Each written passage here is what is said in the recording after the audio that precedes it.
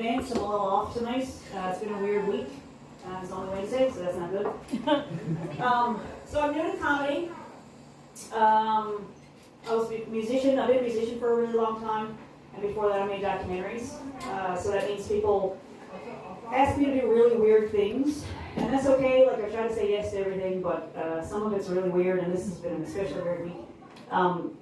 There was a guy that got in touch who told us, this is one of the weird stories. There was a guy that got in touch and said he was dying, and he had a list of things that he wanted to do before he died. And one of the things he wanted to do was he wanted me to come to his living room and play some music for him. And that is fucked like that. So, like, I'm already sick of my own voice, so I don't know why anybody would want that. And that's not self-deprecating, that's fact. There was ghosts.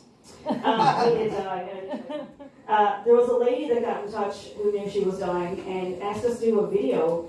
She planned her own funeral. Also messed up. We do lots of memorial videos after people die.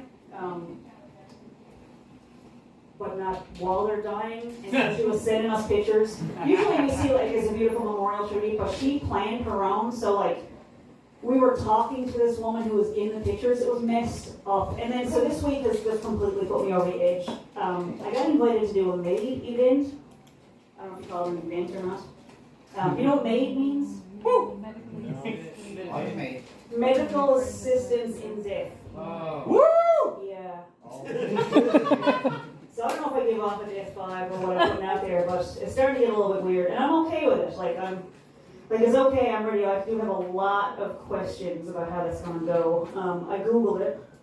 I looked it up, and it's like 15 minutes long. So my first question is like, is this a headliner situation? Who's the headliner?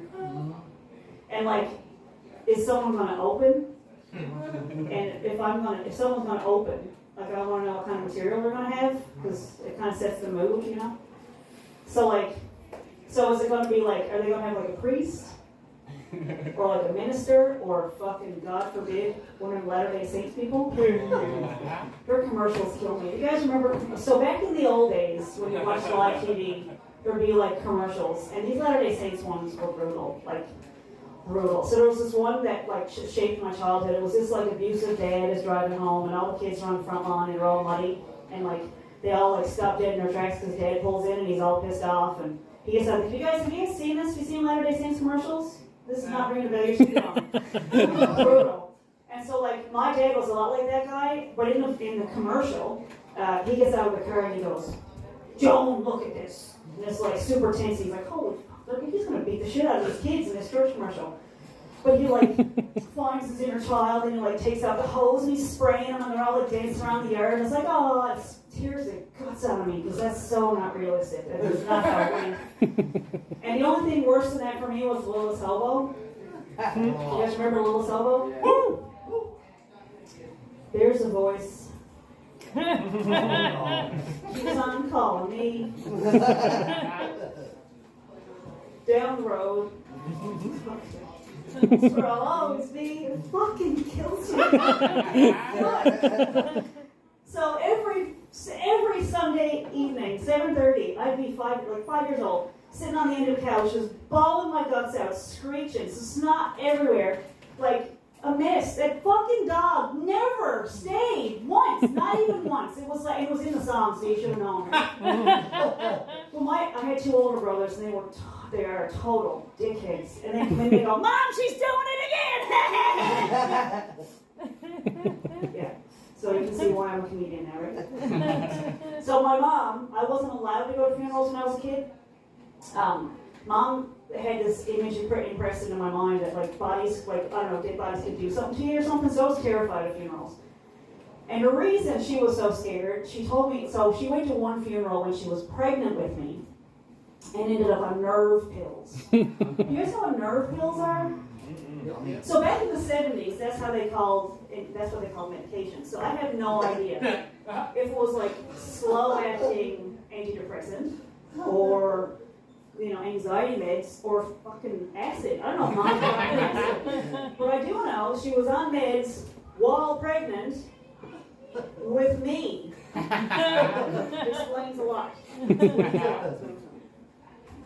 So I'm really okay. I've gone to a lot of funerals since then. I'm okay with dead people. I'm really okay. Like I don't jump in the casket and hug them or anything, but I'm really okay with dead people. So I've also been in a room when someone has passed, not like the assisted one, but like actual passing, passing on to the other side, transitioning or whatever you call it,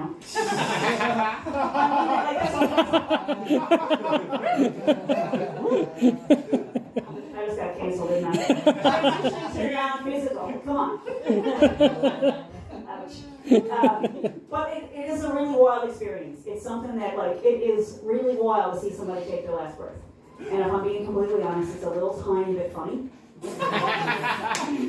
Because the last breath is like a little deceiving. There can be a really long time between last breaths because people don't need as much oxygen, I guess. So there's a lot of stops and starts. So you think they're dead, and then you're like, nope, no, she's gone. Oh, we got here.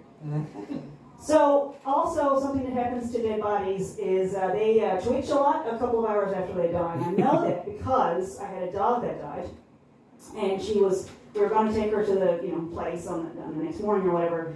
And so she's laying on the floor, eyes wide open, and I'm trying not to make eye contact with her because, I believe in ghosts, because they're real.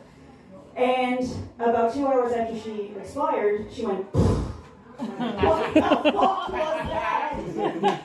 So I'm trying to throw a blanket over her without looking or whatever, and my husband's going, oh, let's go Ghostbusters. But I really am. I am okay with, so apparently I'm okay with dying people. I'm not okay with dead people. So I'm good with pre-corpse, not corpse. So I have some questions about this MAID event where, God, can anyone else see that light? That's a bad sign.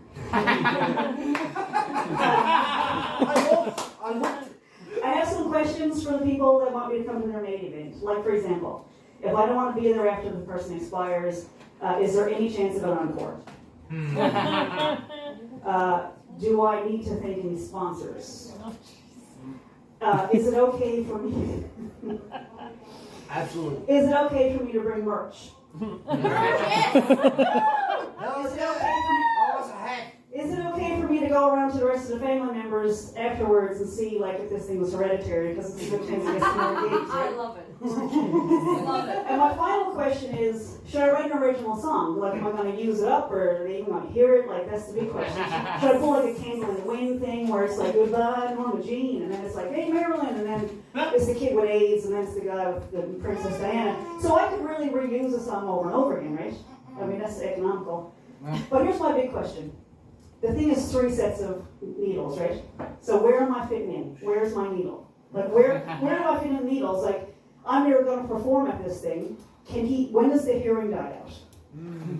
That's what I want to know, because are they even going to be, I've actually played to people, to places that weren't paying any attention. They were having conversations amongst themselves. So if I'm being completely honest, the person that this is going to be hardest on, it's devastating to play to a room that's not listening. So I think this whole MAID event is going to be the hardest, honestly, on me. Too